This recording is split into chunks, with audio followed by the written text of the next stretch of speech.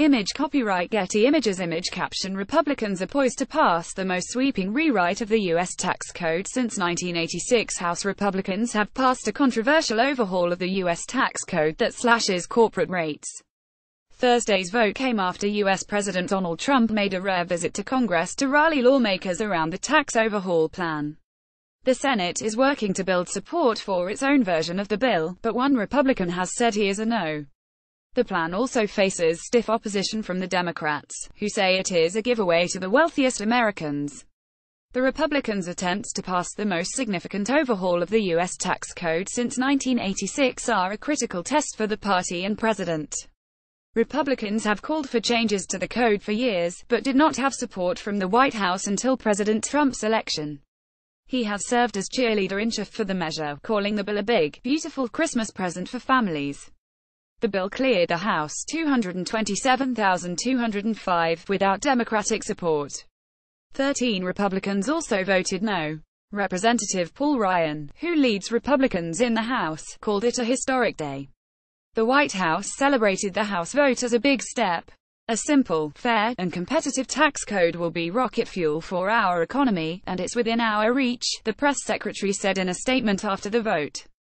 Now is the time to deliver. What's the next step? Analysts also expect Republicans in the Senate to pass the measure without Democratic votes and later reconcile the two versions.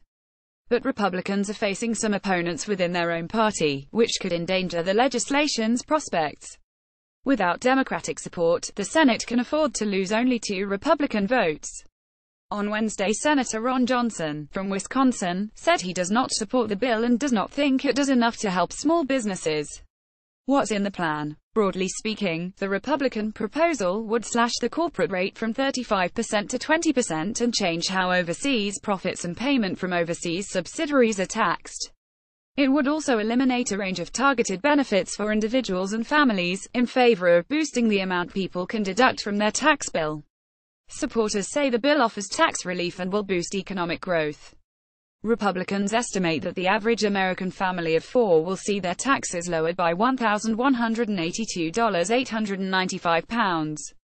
Image copyright Getty Images Image caption U.S. President Donald Trump visits Capitol Hill to rally support for the Republican tax cuts. Critics say the biggest beneficiaries will be large firms and very wealthy families. While many households could see lower taxes at first, over time some of those benefits would expire. Opponents say the new version does not do enough to simplify the tax code for businesses, one of the original goals of the reform, and they say the proposal is fiscally irresponsible. The House plan would cost more than $1.4 trillion to 2027, while the Senate version would cost $1.5 trillion, according to estimates from the Joint Committee on Taxation. Republicans hungry for a win. Anthony Zurcher, BBC News, Washington. After a frustrating year, Republicans desperately need a win, and on Thursday they took a significant step toward one. Clearing a tax bill through the House is just the first leg of an arduous journey for conservatives. However, uneven success may come with a price. The Senate is working on its own set of reforms and, if it can pass them, no small task, given their narrow majority, both chambers of Congress will have to negotiate a compromise bill. If the finished product looks anything like the drafts, Republicans could be handing a potent campaign issue to Democrats in next year's midterm elections.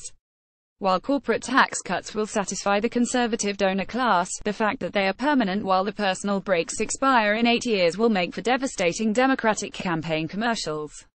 Add in that the Senate version undermines Obamacare reforms, some shared tax deductions will be eliminated, and middle-class Americans in states with high local estate taxes could see their net federal taxes go up, and it's a recipe for pain for Republicans in at-risk congressional districts.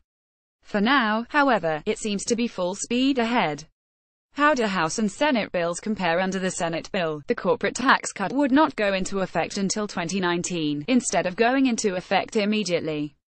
The Senate bill would repeal the requirement that individuals have health insurance or face a fine. That is not included in the House plan. The Senate bill does not allow households to deduct anything for state and local property taxes, a sticking point for lawmakers in high-cost states. The House plan allows families to deduct up to $10,000 in property taxes. The Senate bill doubles the amount of money exempt from inheritance tax. The House plan would also eventually eliminate the inheritance tax entirely. The Senate bill maintains 7 tax brackets, but cuts the top rate to 38.5%, while the House would slim the number of brackets to 4, preserving a top rate of 39.5%. The Senate preserves some popular benefits for people with medical expenses and student loans, which the House would eliminate.